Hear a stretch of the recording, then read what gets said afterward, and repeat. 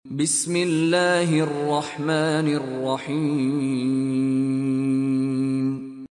Assalamualaikum warahmatullahi wabarakatuh. Semoga kita selalu dalam lindungan Allah Subhanahu wa Ta'ala, dan semoga Allah memberkahi setiap langkah kita. Selamat datang di Sejarawan Channel. Selamat datang di Sejarawan Channel. Indonesia adalah negeri yang kaya akan sejarah, budaya, dan perjuangan. Salah satu kisah besar dalam perjalanan bangsa ini adalah peran para wali songo, 9 ulama besar yang membawa ajaran Islam ke Nusantara. Di antara mereka ada sosok yang sangat berpengaruh di tanah Sunda, khususnya di wilayah Cirebon.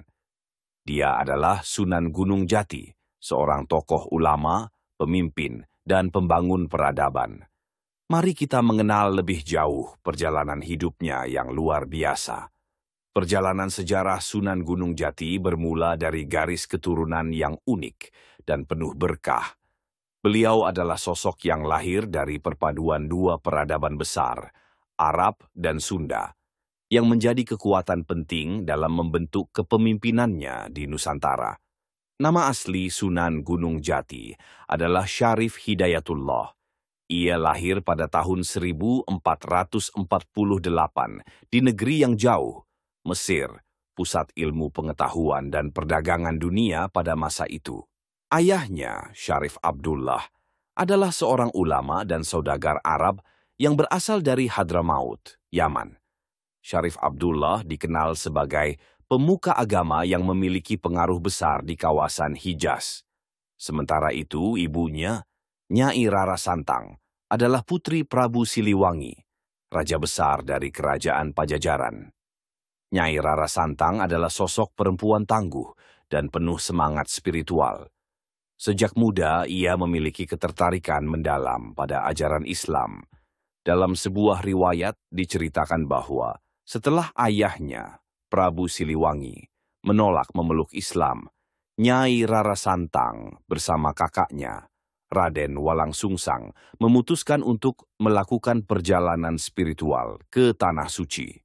Di sana, takdir mempertemukan Nyai Rara Santang dengan Syarif Abdullah, dan dari pernikahan mereka lahirlah Syarif Hidayatullah. Lahir dari keluarga bangsawan dan ulama besar, Syarif Hidayatullah memiliki dua warisan yang kuat, darah kebangsawanan Sunda dan pengetahuan keislaman dari ayahnya. Hal inilah yang kelak mempermudah jalannya untuk berdakwah di tanah Jawa. Sejak kecil, Syarif Hidayatullah dikenal sebagai anak yang cerdas, tekun, dan memiliki semangat belajar yang tinggi. Sejak usia belia, Syarif Hidayatullah sudah menunjukkan ketertarikan mendalam pada ilmu agama. Dididik langsung oleh ayahnya dan para ulama besar di Hijaz, ia mempelajari berbagai disiplin ilmu keislaman, mulai dari tafsir Al-Quran, hadis, fiqih, hingga tasawuf. Pendidikan ini berlangsung di pusat-pusat keilmuan Islam di Mekkah dan Madinah, tempat di mana ia tumbuh menjadi pemuda yang memiliki wawasan luas. Tak hanya mendalami ilmu agama, Syarif Hidayatullah juga mempelajari ilmu pemerintahan dan strategi perdagangan. Ayahnya, sebagai seorang saudagar, sering membawanya dalam perjalanan perdagangan yang membentang dari Jazirah Arab hingga kawasan Asia Selatan dan Tenggara. Disinilah ia mulai mengenal berbagai kebudayaan dan sistem pemerintahan yang berbeda-beda. Ketika beranjak dewasa, Syarif Hidayatullah melakukan perjalanan panjang ke berbagai pusat perdagangan dan kebudayaan di dunia Islam, seperti Gujarat, Persia, dan Malaka. Dalam setiap perjalanannya, ia bertemu dengan para ulama dan tokoh masyarakat setempat, memperkaya wawasannya tentang strategi dakwah dan kepemimpinan. Perjalanan ini bukan sekadar perjalanan fisik, tetapi juga perjalanan spiritual. Di setiap tempat yang ia singgahi, Syarif Hidayatullah melihat bagaimana Islam dapat menyatu dengan budaya lokal tanpa menghilangkan identitas masyarakat setempat. Inilah yang menjadi kunci utama dalam strategi dakwahnya di kemudian hari. Salah satu tempat penting dalam perjalanan Syarif Hidayatullah adalah Malaka, yang saat itu merupakan pusat perdagangan dan penyebaran Islam di Asia Tenggara. Di Malaka, ia berinteraksi dengan para saudagar Muslim dari berbagai penjuru dunia, mulai dari Arab, Persia, hingga Nusantara. Dari sana ia mulai mendengar kabar tentang kondisi tanah kelahirannya, Jawa, yang sedang berada dalam masa transisi dari kepercayaan Hindu-Buddha menuju ajaran Islam. Dengan bekal ilmu dan pengalaman yang telah ia kumpulkan, Syarif Hidayatullah memutuskan untuk kembali ke Nusantara, tepatnya ke Cirebon, tempat keluarganya berasal. Cirebon pada masa itu adalah wilayah yang sedang tumbuh pesat sebagai pusat perdagangan dan persinggahan di pesisir utara Jawa. Kedatangan Syarif Hidayatullah disambut hangat oleh masyarakat setempat, termasuk oleh Pangeran Cakrabuana, pamannya yang saat itu menjadi penguasa Cirebon. Di Cirebon, Syarif Hidayatullah tidak hanya berdakwah, tetapi juga membangun masjid dan pesantren sebagai pusat pembelajaran agama Islam. Metode dakwah yang ia gunakan sangat bijaksana, melalui pendekatan budaya dan seni yang telah dikenal masyarakat Sunda. Ia memperkenalkan ajaran Islam dengan cara-cara yang lembut dan penuh toleransi, sehingga diterima dengan baik oleh masyarakat. Pendidikan dan pengalaman yang diperoleh dari perjalanannya ke berbagai penjuru dunia menjadi pondasi kuat dalam membangun Kesultanan Cirebon.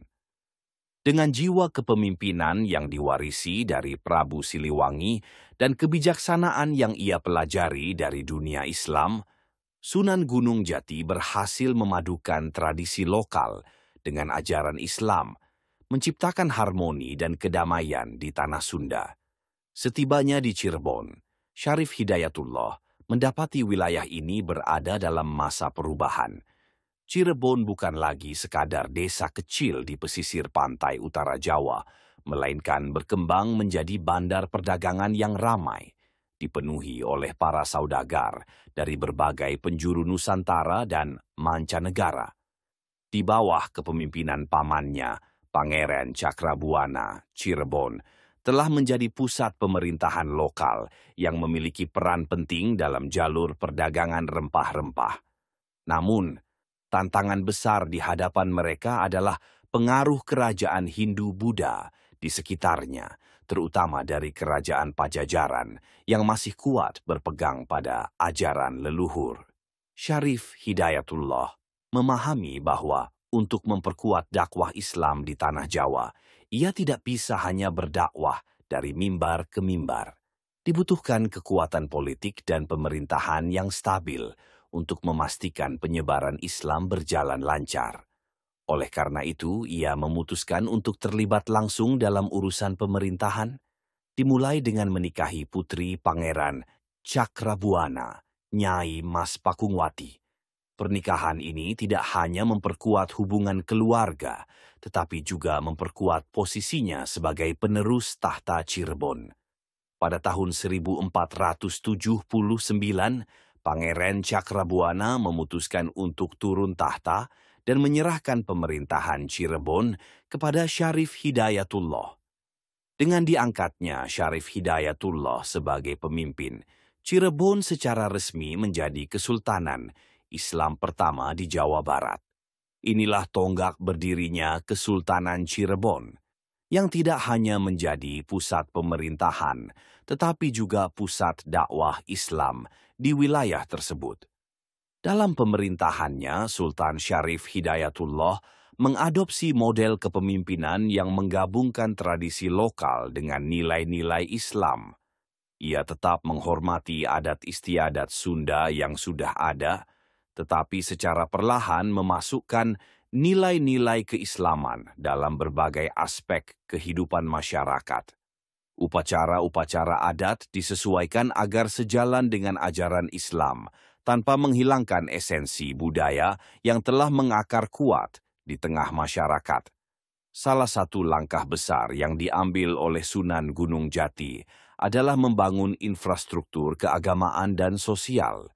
Ia memerintahkan pembangunan Masjid Agung Sang Cipta Rasa yang hingga kini menjadi simbol kebesaran Islam di Cirebon. Masjid ini tidak hanya berfungsi sebagai tempat ibadah, tetapi juga sebagai pusat pendidikan dan kegiatan sosial masyarakat. Di sekitar masjid, dibangun pesantren dan lembaga pendidikan yang menjadi tempat bagi para santri untuk mendalami ajaran Islam. Kesultanan Cirebon di bawah kepemimpinan Sunan Gunung Jati tumbuh pesat menjadi pusat perdagangan yang disinggahi oleh pedagang dari Arab, Gujarat, Cina, dan Malaka. Hubungan diplomatik dengan kerajaan-kerajaan Islam lainnya, seperti Demak dan Banten, juga diperkuat. Kesultanan ini menjadi titik awal penyebaran Islam di wilayah pesisir utara Jawa Barat, yang kemudian menyebar ke pedalaman melalui jalur perdagangan dan hubungan keluarga kerajaan. Sunan Gunung Jati bukanlah satu-satunya sosok yang berjuang menyebarkan Islam di Nusantara. Ia adalah bagian dari sebuah dewan ulama besar yang dikenal sebagai Wali Songo. 9 wali yang memiliki peran penting dalam menyebarkan ajaran Islam di Pulau Jawa. Dalam dewan ini, Sunan Gunung Jati dikenal sebagai wali yang berfokus pada wilayah Jawa Barat dan sebagian Jawa Tengah. Perannya sangat besar dalam memperkenalkan Islam kepada masyarakat Sunda yang masih kuat dipengaruhi oleh ajaran Hindu-Buddha. Dalam menjalankan dakwah, Sunan Gunung Jati mengadopsi metode yang lembut dan bijaksana.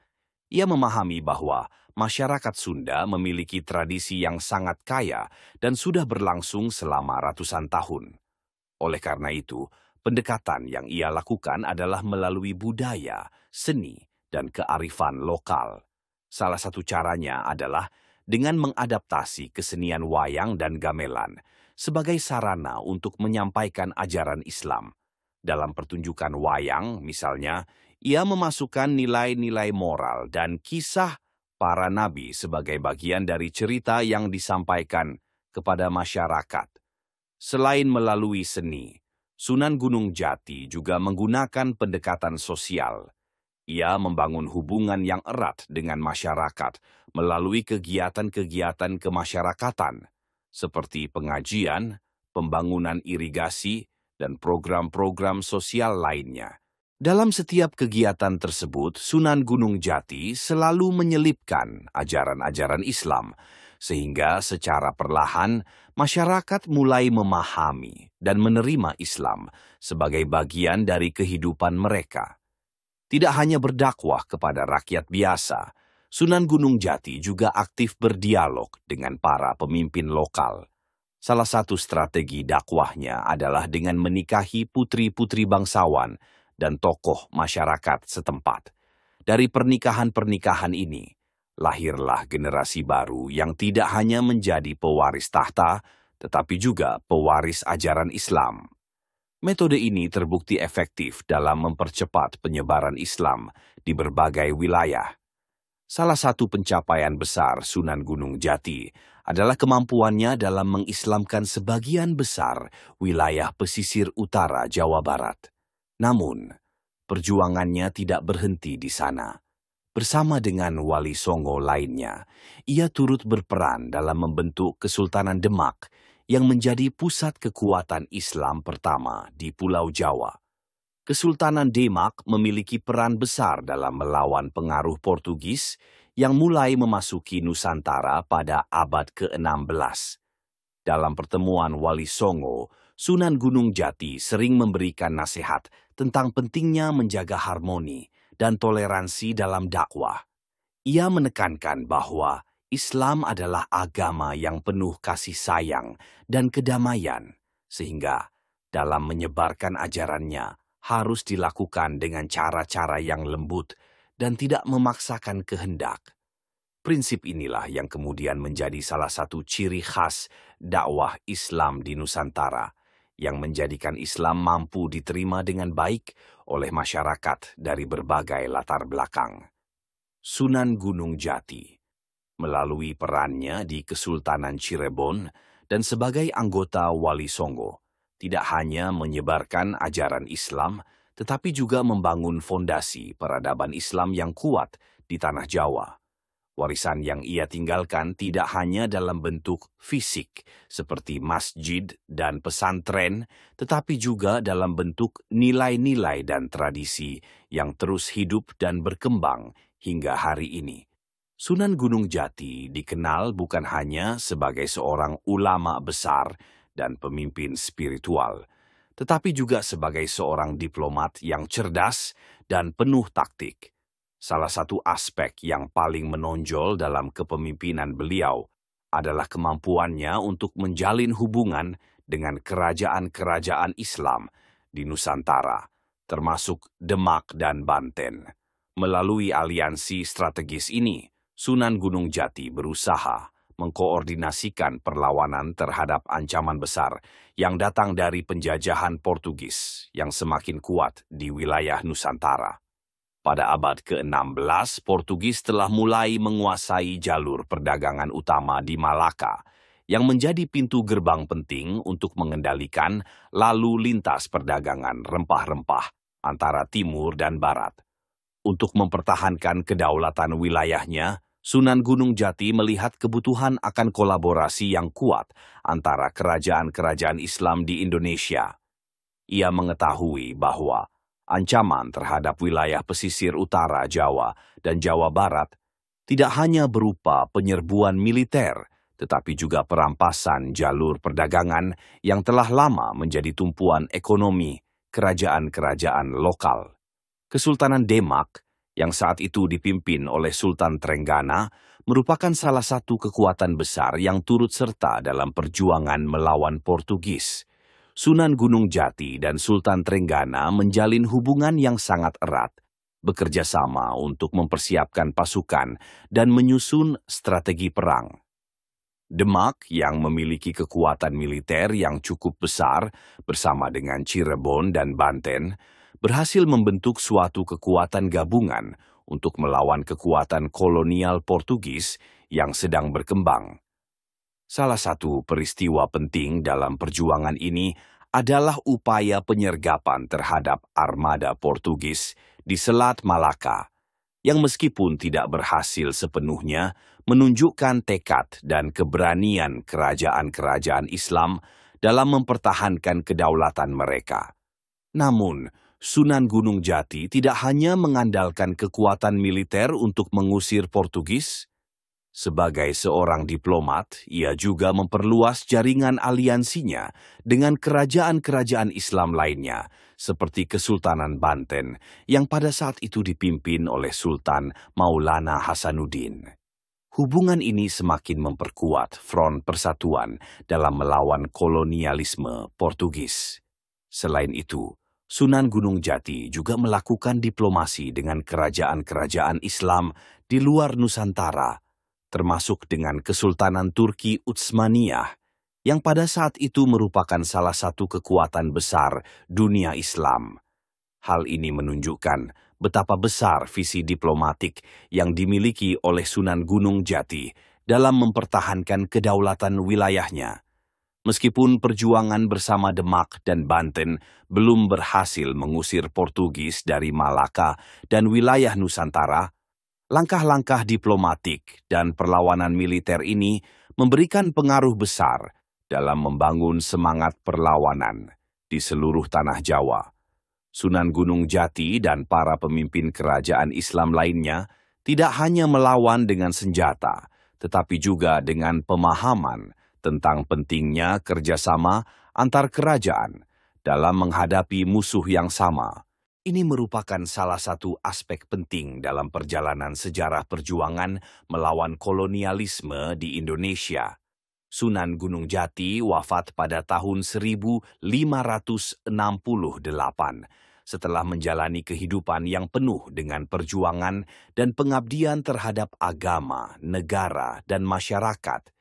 Ia meninggal dalam usia yang sangat lanjut setelah memimpin Cirebon selama beberapa dekade. Wafatnya Sunan Gunung Jati meninggalkan kekosongan yang besar, namun warisan yang ia tinggalkan tetap hidup dalam kehidupan sehari-hari masyarakat Cirebon dan sekitarnya. Sunan Gunung Jati dimakamkan di Kompleks Pemakaman Gunung Sembung, yang terletak di luar kota Cirebon. Makam beliau kini menjadi salah satu tempat ziarah yang paling penting di Indonesia, dikunjungi oleh ribuan peziarah setiap tahunnya.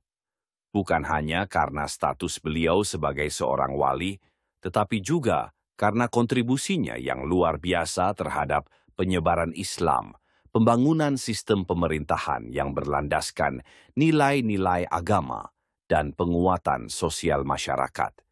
Di kompleks pemakaman ini, para peziarah tidak hanya datang untuk berdoa dan berziarah, tetapi juga untuk mengenang perjuangan dan warisan Sunan Gunung Jati yang telah memperjuangkan kebenaran dan keadilan selama hidupnya.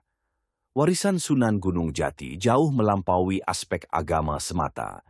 Ia dikenal sebagai seorang pemimpin yang bijaksana dan adil, yang mampu memadukan ajaran Islam dengan adat istiadat setempat, menciptakan sistem pemerintahan yang stabil dan harmonis di wilayah Cirebon. Ia mendirikan Kesultanan Cirebon yang menjadi pusat penyebaran Islam di wilayah Jawa Barat, dengan Cirebon sebagai kota yang tidak hanya menjadi pusat perdagangan, tetapi juga pusat pendidikan agama Islam. Sunan Gunung Jati mengembangkan pendidikan Islam melalui pesantren-pesantren yang didirikannya, di mana para ulama dan santri dilatih untuk menjadi pemimpin masa depan yang berwawasan luas, baik dalam hal agama maupun pemerintahan. Lebih dari itu, Sunan Gunung Jati juga dikenal sebagai simbol integrasi sosial dan budaya.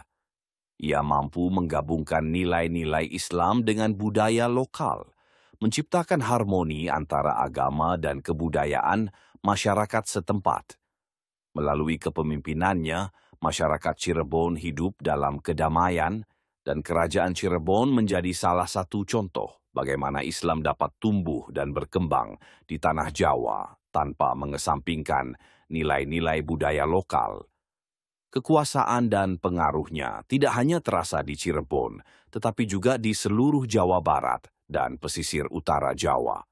Ia menjadi panutan bagi banyak ulama dan pemimpin di Nusantara, serta memberi inspirasi bagi kerajaan-kerajaan Islam lainnya untuk menjaga kedaulatan dan identitas agama mereka di tengah gempuran kekuatan kolonial. Warisan Sunan Gunung Jati juga mencakup perjuangannya dalam menjaga kedaulatan wilayah Jawa Barat yang menjadi bagian dari identitas bangsa Indonesia. Ia adalah simbol perlawanan terhadap penjajahan dan penyebaran Islam yang damai, yang membuka jalan bagi generasi-generasi penerus untuk terus memperjuangkan kebebasan dan kemerdekaan dalam berbagai aspek kehidupan.